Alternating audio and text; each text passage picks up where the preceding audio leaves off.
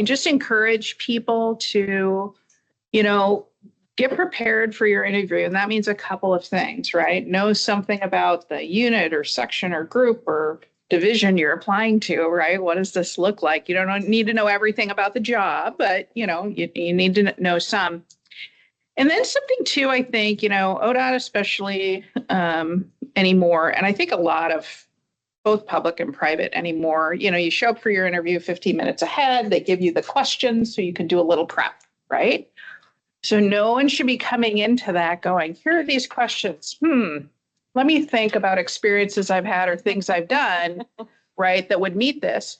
You're going to come, and I would suggest written down. This is what I do, right? So you've done things in your careers already or whatever your experiences are. So you write some things down, what you did, what your successes were, maybe mistakes you've made and how you corrected them or whatever, right? So you're writing those things down and then you come in and you see these 6 questions, right? You go, oh, this thing I did over here, that answers question number 1. So I'm just going to make a couple of notes and say, tell them about the time I did this awesome thing, right? So you're already prepared and you know a lot about it. You spent some time thinking about that thing, right? And now you're kind of ready.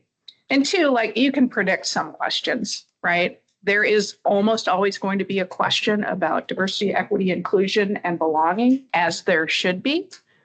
Some time thinking about that. What can you say about that? So that's one thing I would say. Yeah, great. So I would echo that, except for I wasn't prepared today. I don't have my. I was joking about this. I saw preparation on the top of Amy's, and I was like, oh yeah, I should have done that.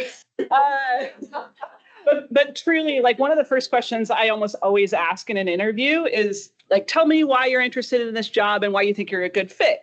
And one of the reasons that I ask that is we all read the materials ahead of time, so we kind of know about your background. But I ask about that so that I can see them trying to relate their experience to that job, which also demonstrates an understanding of the job. And there are many times, I would say a good probably 40% of candidates sometimes I interview will not really understand the job that they're applying for and will not show enthusiasm for it. So I think related to that is another mistake I often see is sometimes people have really good experiences. They have a hard time relating it to the job. And so try to think about always kind of translating your experience to what that means to the job that you're applying. This is a common thing I would say, especially with people that have been in the service before, because it's a very highly technical positions that they've had. Maybe they've managed a whole crew on a carrier, and you're trying to ask them a question about how do you work with group dynamics, and they'll get super, super technical and in the weeds. And then you have a hard time following what they're saying. So just pull it up to a higher level of whatever your experience is. Usually it's almost always transferable to something else, and just try to make sure you're making those connections as you're answering things. And then the one funny thing I'll say, I have so many people that will in an interview say, how did I do answering that question? Don't ask that. Please don't ask that. Just stand by it. You can read body language. That's the best thing that you can do. When I am giving an interview, I will do visual cues very purposefully. So I will actively write if I'm engaged and making eye contact and nodding. If they start going to field, I will stop writing, maybe lean back a little bit. Lastly, I will put my pen down and lean way back. So I actually I'm very purposeful in an interview to try to do that, to give the visual cues. And I think people try to do that. So pick up on visual cues as well as you're going through things. Great. I'm going to watch for that when you and I are happy. Hey, baby.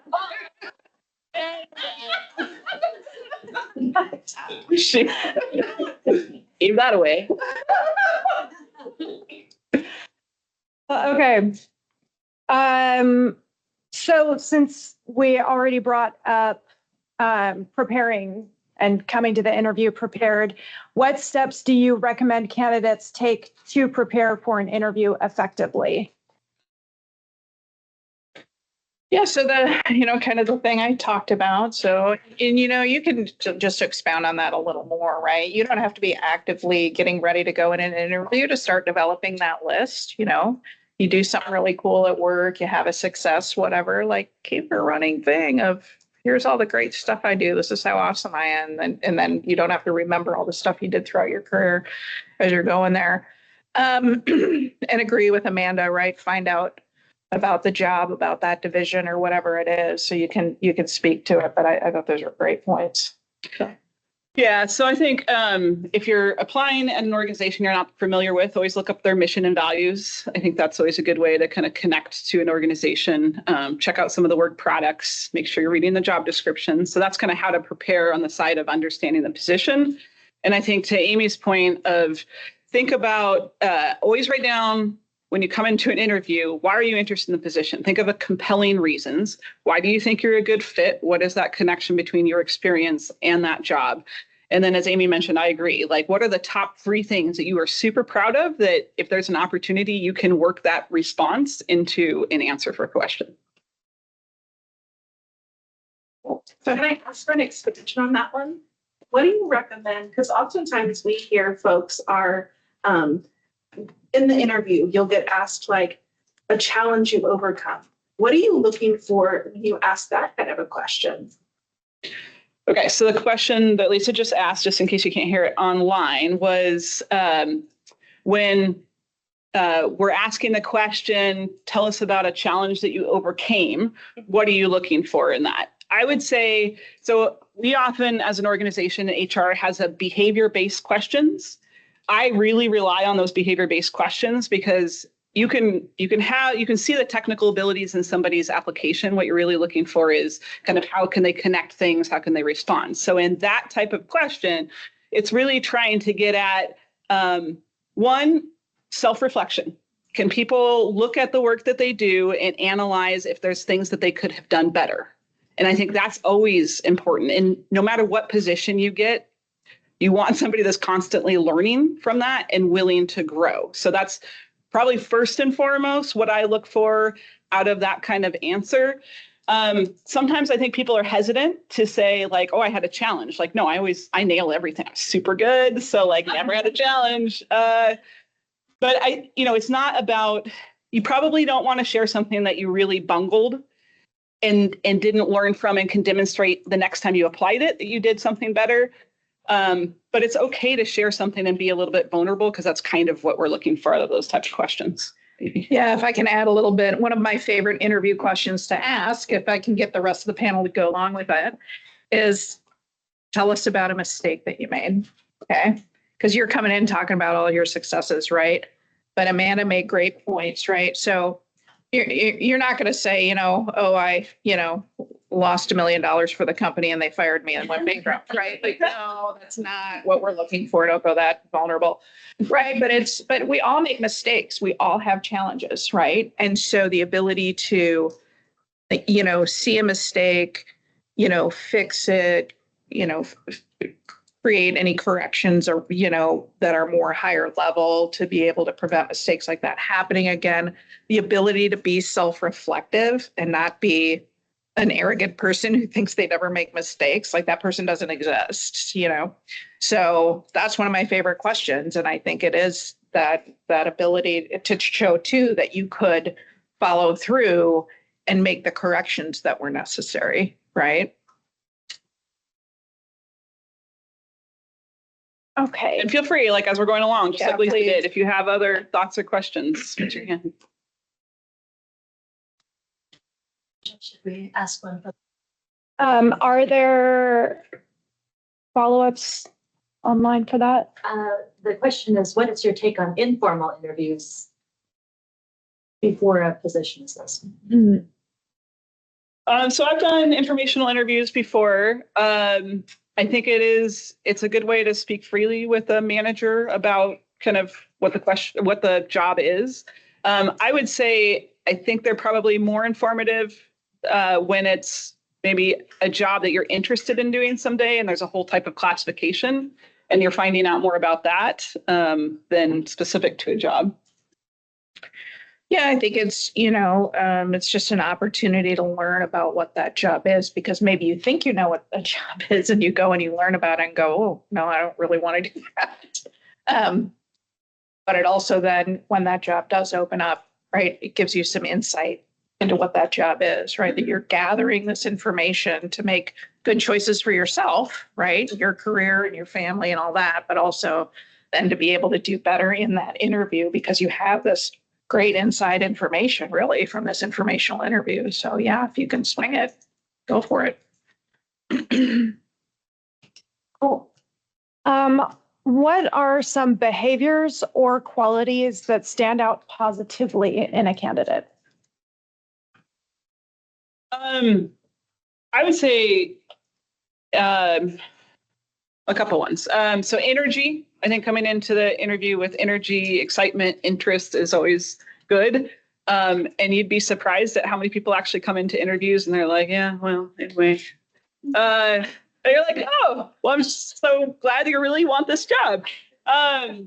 So energy, I think, is really helpful coming into into an interview. The other thing that I like a combination personally of kind of high level philosophical response and specific examples. And so trying to find a balance in your interview, trying to think of an example of a question that you will often ask. But like, I think Amy brought up equity. Like, tell us about diversity, equity, inclusion, and experience you have. Well, you can talk more like philosophically about here's why I think it's important in an agency to engage in those types of activities, because here's how I see it adds value. And here's a specific example of like how I brought that into the workforce for my specific position and how I think I can translate that to you. So I think try to find kind of a balance. Like if you just stay philosophical, that's not hitting the mark.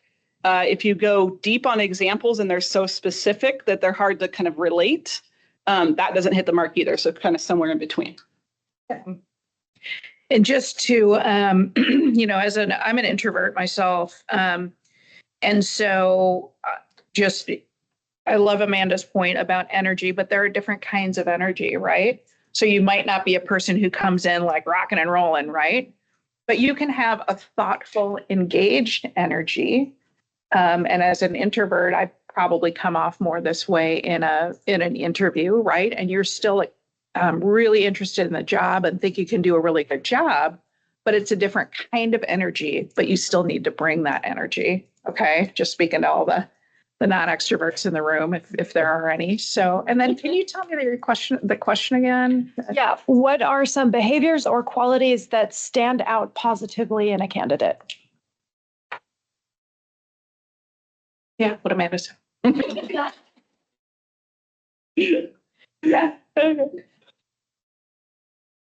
Okay. Have you noticed any specific challenges that women candidates face during interviews? And if so, how can those specific challenges be addressed?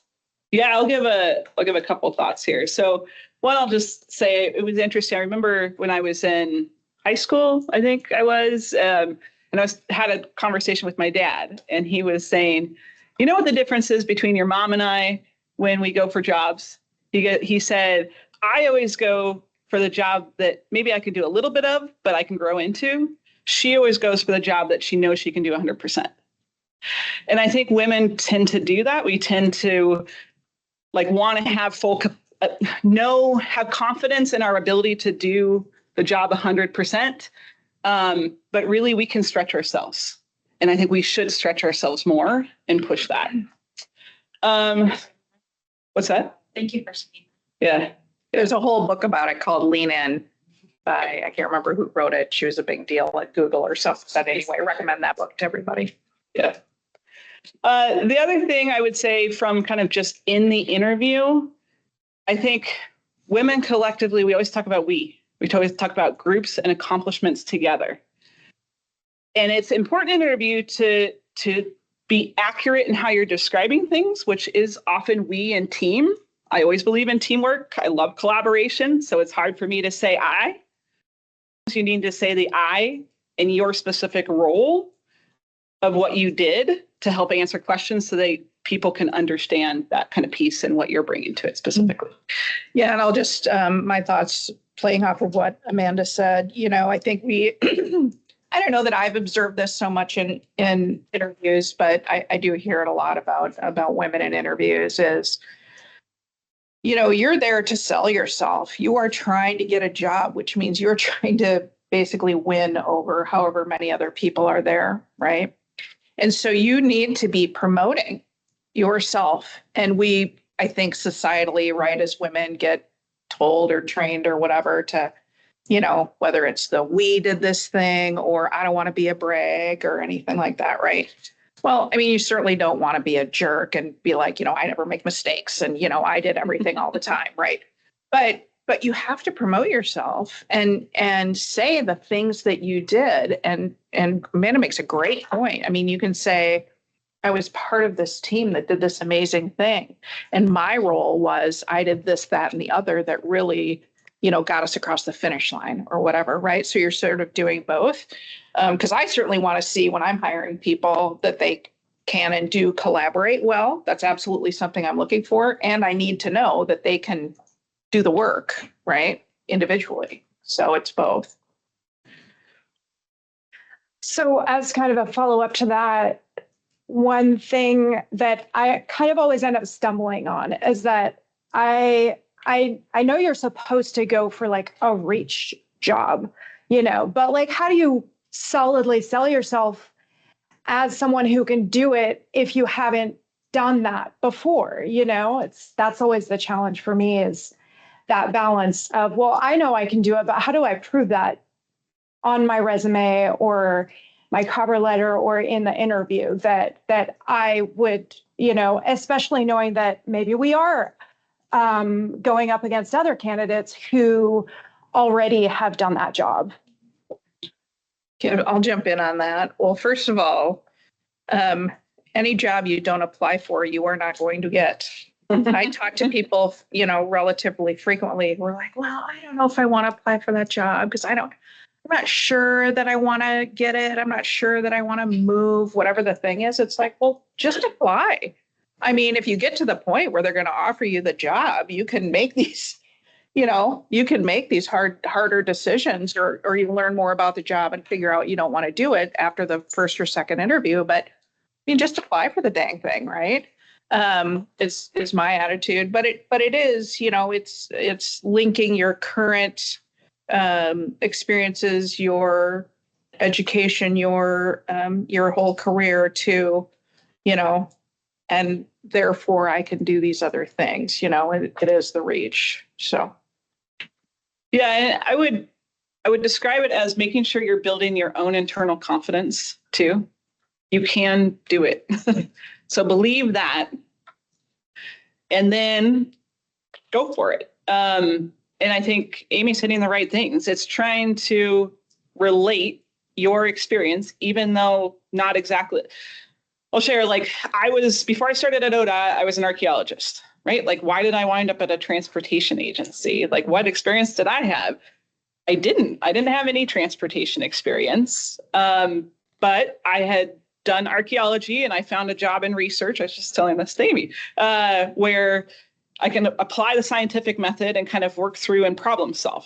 Totally different application, but I was able to relate it in a way. So find the way to relate it, whether it's project management, universal, looking at developing procedures, universal, right? Like, it can be different topics that maybe you're not as familiar with, but how you develop procedures and that kind of process, there's a consistent way you do that. So think about the transferability of your skills that way. Do we have any follow-ups? There's a couple questions. Yeah, we have a few questions. When it's time for the applicant to ask questions, how do you professionally pose a question about the agency or unit culture?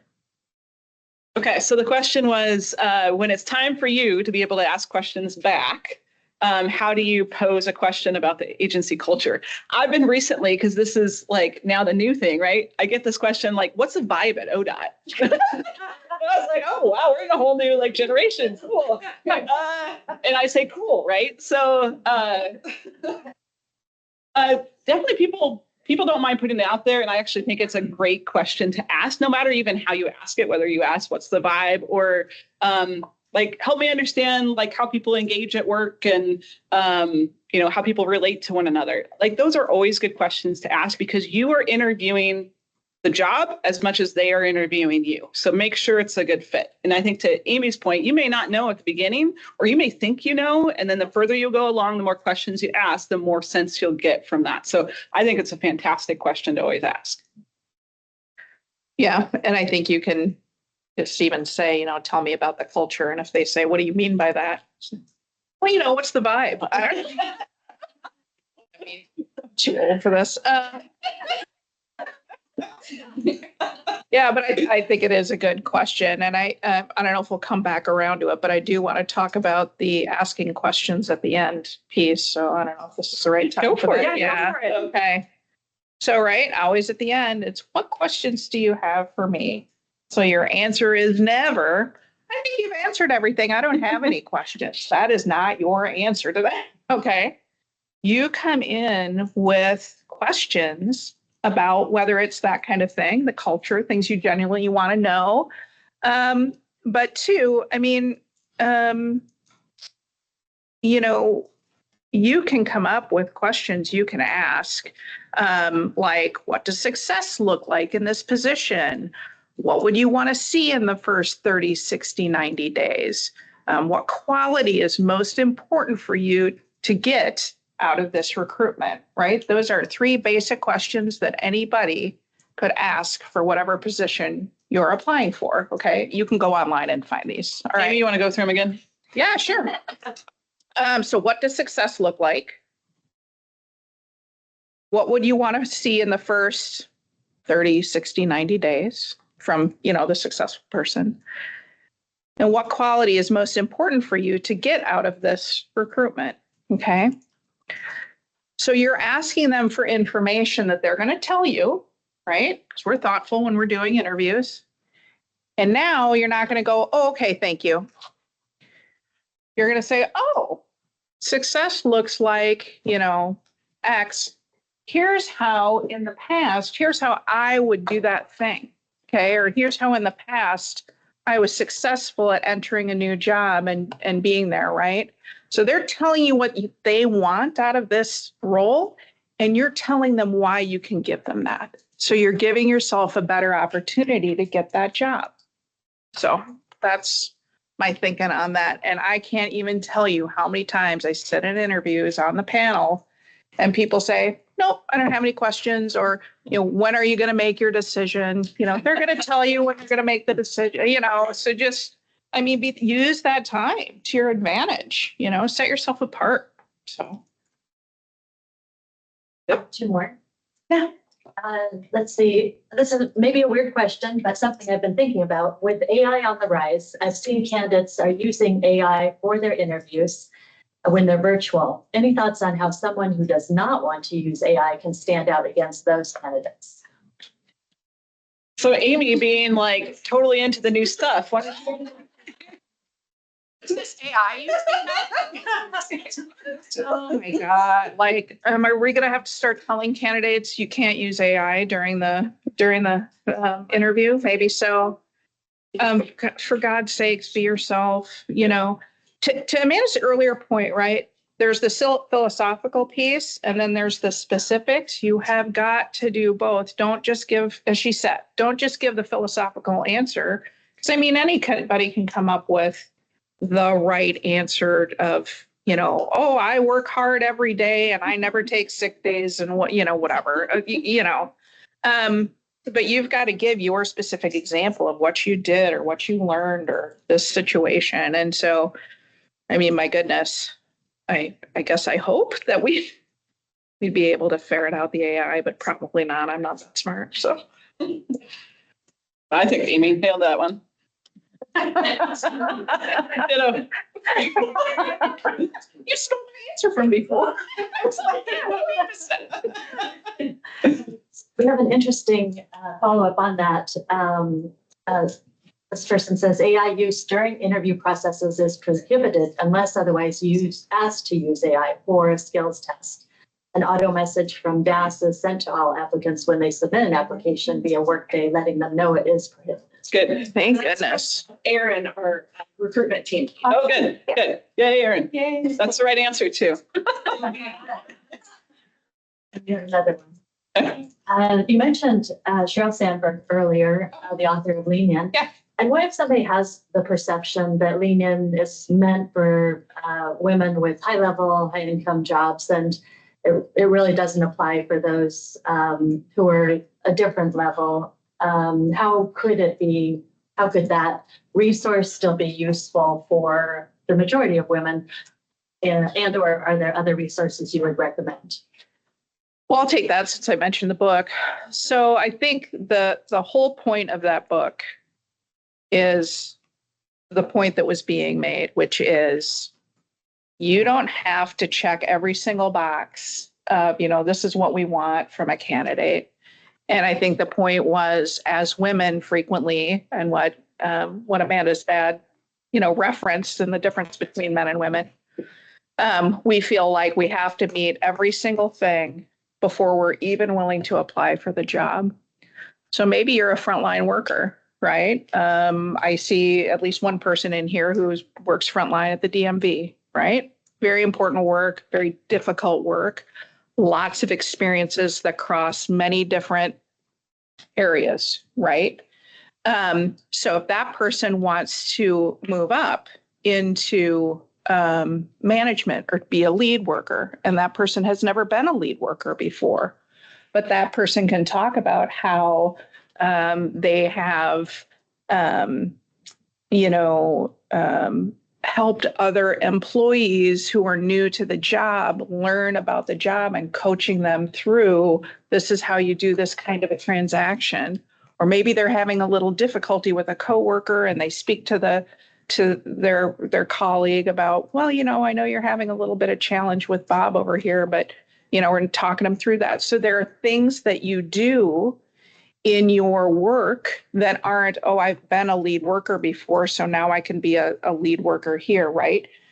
And then maybe there's 6 other things, right, that the person doesn't have that experience, but has enough of it to say, yeah, I think I could do well at that job. I'm going to try it and do it, right?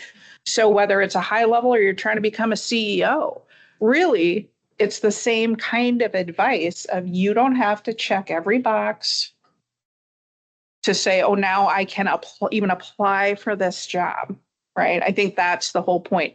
I don't have another resource, but I'm now curious, so I'm going to look. I read that book a lot of years ago. So anyway, yeah. Well, now that I know, like, my HR friends are on the line, I'm going to suck up to them a little bit.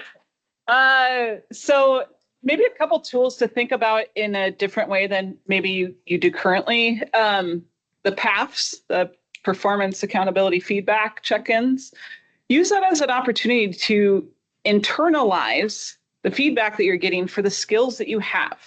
So like I was saying earlier, build the confidence in yourself, build that sense of like, I can do that, and start to think how that can be transferable to other things. So try to actively use that feedback. The other tool is development. I think often, I don't know how many, does anybody here have development plans? Have they developed any development plans with their manager? Okay, a few. Okay, so you can either ask your manager or you can do this on your own, but start thinking through what are some of those things on the horizon that you might be interested in different ways. Okay, and then start researching into those jobs. That's where I think you should do the informational interviews, learn a little bit more about those. You can start to see like how your skill set can transfer to those things, but that's also building the confidence. It's building the path to support you getting there. So not just opportunistic, something comes up and like, oh, that's kind of interesting. Maybe I should check that out. Be strategic and deliberate too about your future and try to look for those opportunities. One other thing on that is Workday will also map out for you kind of technically what next steps can be for you based on the type of job that you have. So that's a nice tool. I didn't even know about that. So Workday apparently has a feature that can help map what other opportunities there are off of like your position level. Okay, that's awesome. Yeah, great. Thank you. Can we get more information on that? Okay, so my name's Beth Zell. I'm the training coordinator. So if you have questions, just let me know. okay. And then Beth, maybe we'll hook you up. Yeah, so we that should can get that link talk afterwards. So, Okay. and anyone in the room have a question? I know we've done some online. Y'all are shy. I would say for resources, as we're looking for more resources, I would put in a plug for our course finder, which is available on the ODOT, our SharePoint site. So course finder can help you find information, resources to help build your skills. So you can literally type in a word like a topic and it'll help you to do that. And Linda Milligan is an excellent support for course finder if you have questions. All right. Lisa. Yeah. Would we treat a video interview any different? I find them to be very personal. Yeah. And I feel like there's a disconnect. Like they're not going to see the true me. Okay. What kind of advice do you give on that? And also, I don't know if anybody else knows about this. I tell everybody, OregonDMV.com, search job guide. It'll kind of give you some interview questions so you can kind of prep for your interview. Okay, that's cool. Really? Yes. Thank you for telling me. Our whole website. Come on. Yeah. But it's great. You should go there. Check it out. So, okay, I just lost the question. Sorry, you were saying, the video interview. Video interview. So, okay, I don't love a video interview personally. One, to be the person being interviewed, and two, to be the manager asking for video interviews, for exactly the reason that you're saying. Right. I feel like it's fairly impersonal. I hate giving it because I do so much off of, I look at other people and trying to judge how like they're reacting, and I will adjust to that, and you can't. And so video interviews, I think, if you do have to do them, take your time, read the question, write a response, do like one, because you usually have 3 tries to do it, do one. And if you nail it, awesome. But then just take your time and kind of go through the second. So like, feel free to use the chances that you have on there. Try to be concise, try to show energy. And like, for me, it's like, for Amy, it's, like that. But show energy. Where's the photographer? Break left. That would have been perfect. But just, I mean, try to get through it, but it's hard. And it's hard also reviewing them, because oftentimes we as ODOT will use video interviews. I'm probably talking against them. Now HR hates me. We use video interviews when we're trying to screen a lot of candidates down. I don't know what that gives me that is helpful necessarily, because I either want like the written response, or I want kind of a verbal communication and back and forth and more of that dialogue. So I just don't do them personally. What about just interviews over Teams? Teams is fine. For a lot of different circumstances, I think sometimes it can weed out candidates that are good if we only have it in person. So I don't mind Teams from time to time. And as long as you have decent video connection and back and forth, I feel like we can still get that kind of interaction. Not quite as easy of a format, because often there's a technological issue where there's delay or something else. But to me, it's better than video where it's purely a recording of somebody's face. Yeah, I mean, Amanda made the point that, video recruiting is a way to, it screens people out. Some people just won't do them. So that cuts down your pool. So for goodness sakes, do it. Otherwise, again, you're cutting you get 0 of the jobs you don't apply for. You're going to get 0 of the jobs you don't do the video recruiter for. So yeah, I think that's trying to have some, facial expressions and engaging, even though you're talking to a screen. And then, yeah, but use you get 3 shots. So if you screw up the first one, great, you had your practice round, keep going.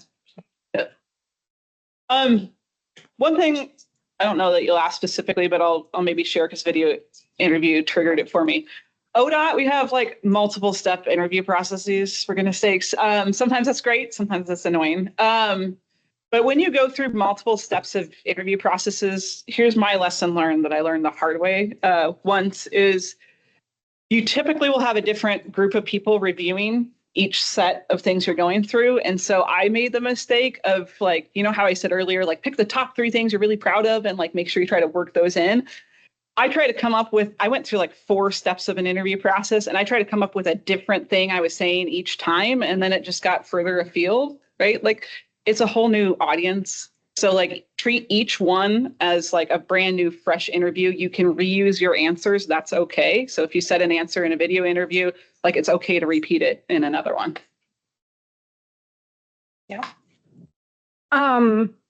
Since we're going in that direction, what is another lesson or a lesson that you've learned from your own interview experiences, either as a candidate or as an interviewer? Yeah. So, I mean, just something to know. And we've probably, every one of us in this room has experienced it, but sometimes you're not going to get the job, right? So learn from that experience, right? Ask the hiring manager or somebody on the panel for some feedback. And then, as long as it's not garbage feedback, take in that feedback, right? Amanda before said something about being self-reflective, right? If somebody's going to give you some feedback, at least take the time to think, does that resonate with me? How could I deal with that? And also, this is when you don't get the job, try to have a sense of humor about it. I've been in 2 different interviews. One was with ODOT for a fairly high level position. And one was with somebody else where it was just like, at some point, it just became comical. Like how much I knew I was not going to get that job. Literally, like this is the ODOT job, it's a pretty high level job. And one person was falling asleep. One on the panel was falling asleep. There we go. Visual cues, really big visual. Right. And to give this person a break or whatever, they were doing like interviews from like 8 o'clock in the morning till 5 o'clock, just boom, boom, boom. And, I would have fallen asleep too, probably. But at that point, I was just like, it's fun with it,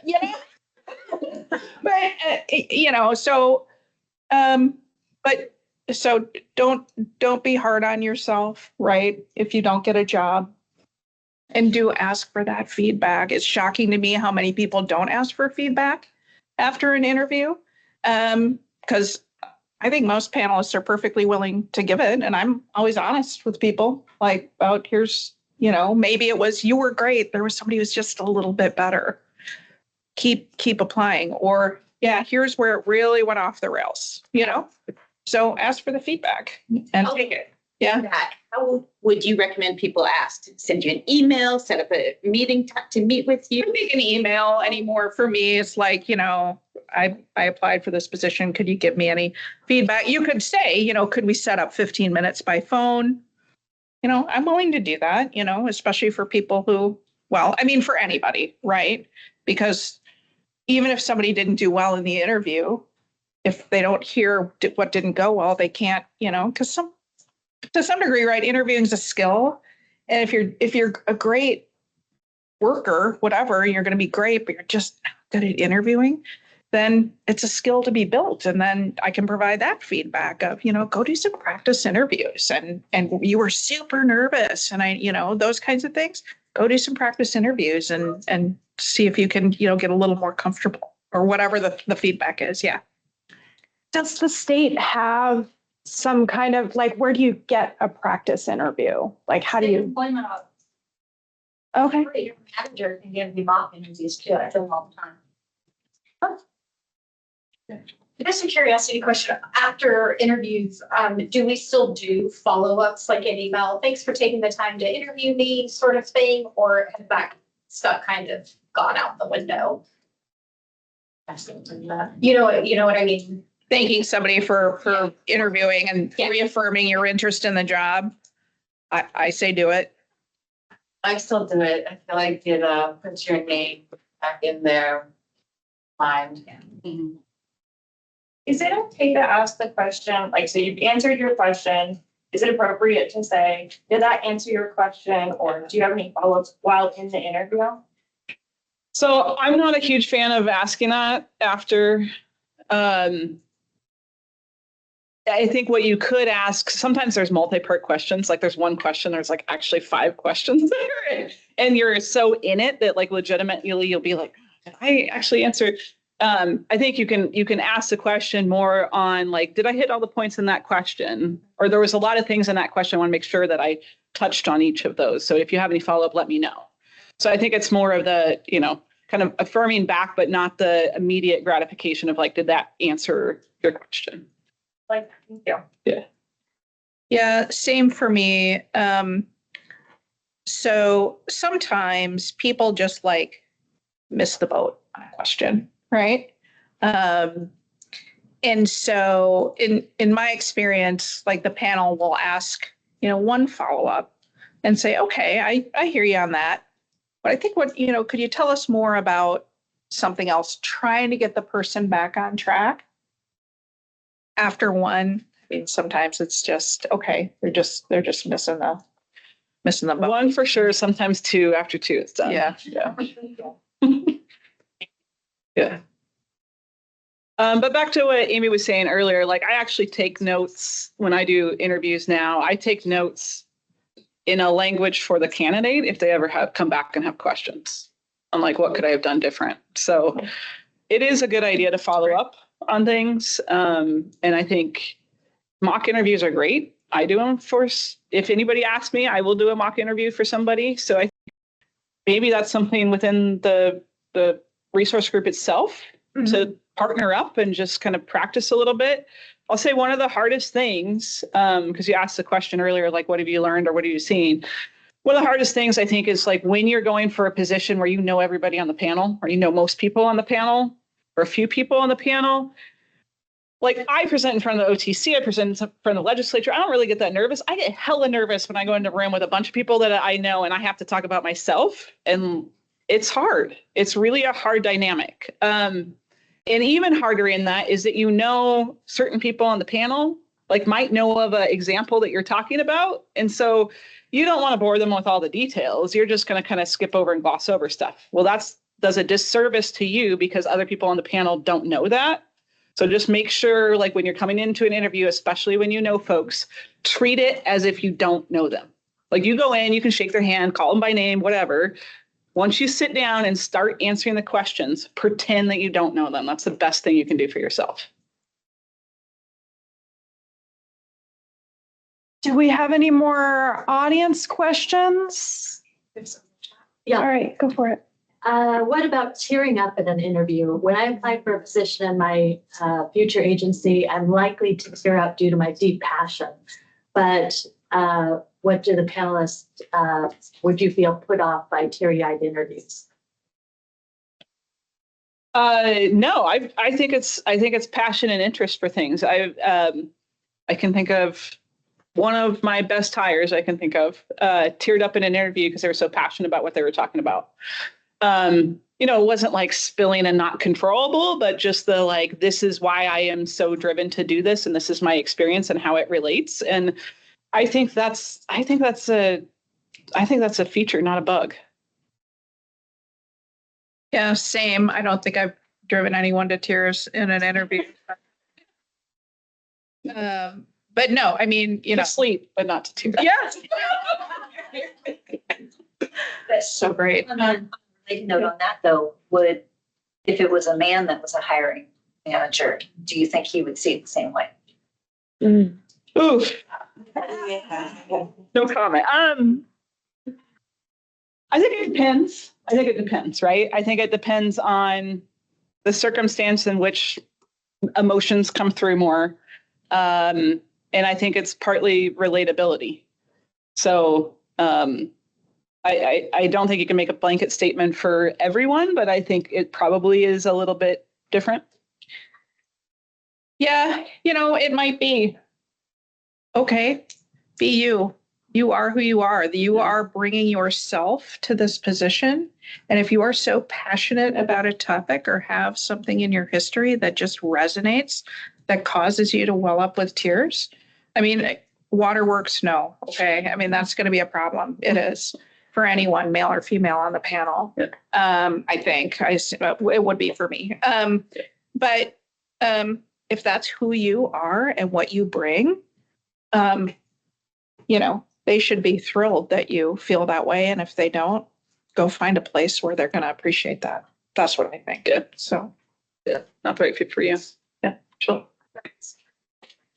You know, you are also interviewing the organization or that job or that unit. From your experience, are there red flags as the interviewee where you're like, oh, wait, this is maybe not a good fit? That maybe goes back to also the questions you ask to ensure you're going to be a good fit, not just getting the job. Sleep was one. Yeah. I'm trying to think of something that would come up in the state system, right? I mean, I can imagine in the private sector, you know, I hear about big companies that are like, we cut 10% of the most underperforming people every year. Like, I wouldn't want to work at a place like that, but I can think of anything in particular. I mean, you get a bad vibe if the values they're talking about. So you're saying as an interviewee, like what would tip you off that maybe it's not the place for you? Okay. Yeah. And I think, you know, if they're talking about values that don't mesh with your values, right? That's a red flag to me. I mean, I talk all the time at DMV about integrity. Okay. So if I were to, and it's incredibly important to me personally and professionally and for our division and for our agency, right? It's one of our core values at ODOT. And integrity means lots of things, but you know, so if that's an important value to you and you're being interviewed and it's like, you know, if stuff goes sideways, just like, you know, bury it, you know, we don't want to hear about it unless, you know, whatever. Well, I mean, I'd personally be like, well, I guess I'm not, this isn't the place for me. Right. But so if something's competing with your values of who you are as a person and professionally, get out of there. So Amy like rattled off 3 questions to ask. One of the ones I always ask is like, what is the biggest challenge that you've dealt with or that you have over the next year that you foresee coming over the next year? That can actually be pretty telling in terms of culture and some of the things they're dealing with, how they answer that. So that's a good question, I think, to ask them. Other red flags are just like if you're hearing there's a lot of turnover or a lot of turmoil in the team, is that the kind of environment that you want to step into and engage with? So just a couple thoughts. Maybe we have time for maybe one more and then closing. Yeah, we have time for about one more. If anyone in the audience, Astra? Sometimes as prepared as I am for an interview, I'll start rambling through it. So do you have any sort of tricks, mental hacks that you do to sort of reset it to yourself and sort of get yourself back on track in the middle of an answer? I was just laughing because I was thinking like earlier I was talking about a service person and a carrier and I felt Amy be like, what the hell are you talking about? So reading the body language is always good. I didn't know I was doing it. I think so. A lot of I always ask candidates to pace themselves through an interview. So I think pay a little bit of attention to time and kind of where you are on a response. That can also check yourself. And so like literally take the number of questions you know you have and divide it by the time so you kind of get a feel. And then you can be like, oh, I'm only like starting to answer the second question and I'm over halfway through my interview and I've got 5 to answer. Like I've got to speed up. So like watch a clock. It does help. Watch the body language. If you start rambling too long, that's when you'll see people stop writing. You may get like kind of redirected on questions and things like that. Yeah, I mean, if you hear yourself doing that, I don't know, I've done this before, right? You like hear yourself doing it or you can feel yourself doing it. I would say like pause, recenter yourself on the question, like what is the fundamental question about? And bring yourself back to that and wrap it up is probably, you know, a good way to go. But it happens to all of us. Yeah, for sure. There's one chance we could have one more time. Yeah, let's have it. All right. As interviewers, do you check with the administrative staff to see how the candidate treated them? They won't know. Thanks. Yeah, so the question was, as administrators, do we check with our administrative staff to see how they were treated? by somebody that came in. I don't, but sometimes like my assistant will come and tell me if somebody is being a certain way. And typically it's positive, like, hey, I had to contact them and they were really great and responsive. I just wanted you to know. So I haven't directly asked, but sometimes I'll get feedback. No, that's a great idea. I love it. Yeah.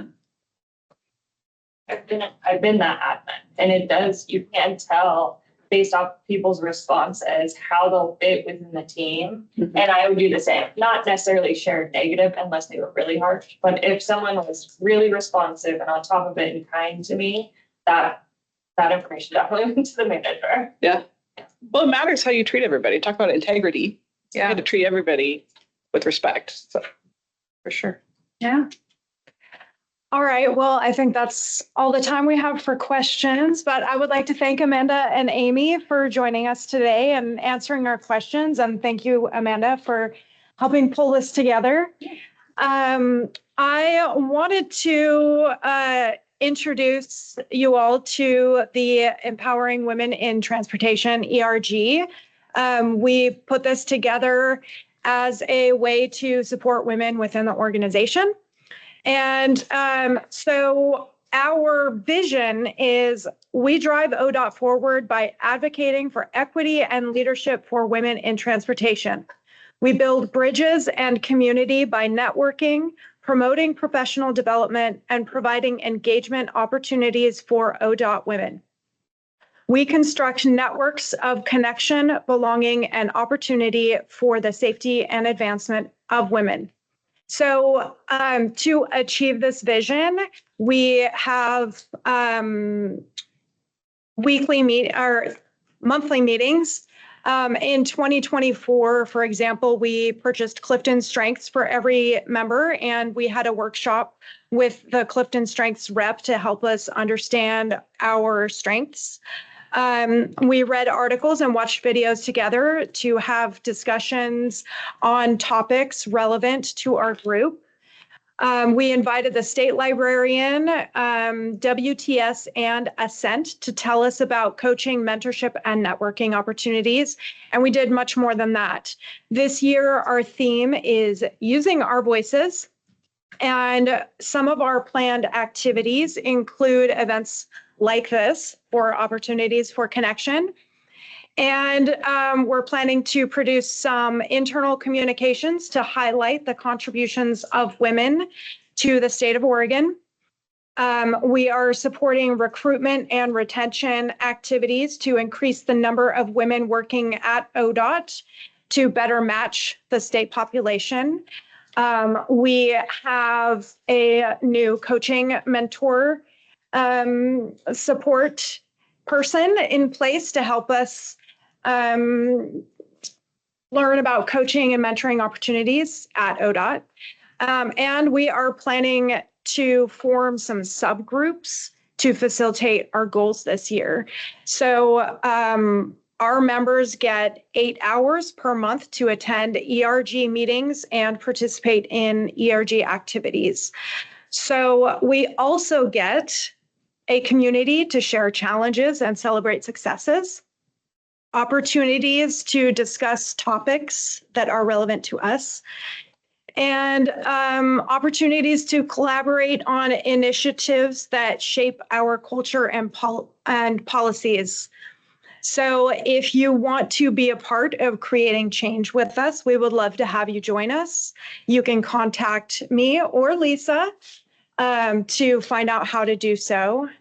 And in closing, I would like to say that when we come together, we create unstoppable momentum for change. So together, let's build an ODOT where every woman feels empowered to lead and thrive. Thank you.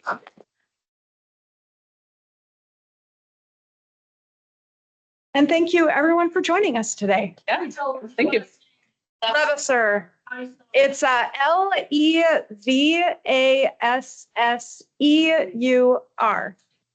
Yes. I think there were a lot of questions that we didn't do. Mhm. Is there a chance that you guys can put some thoughts together and send them out? Sure.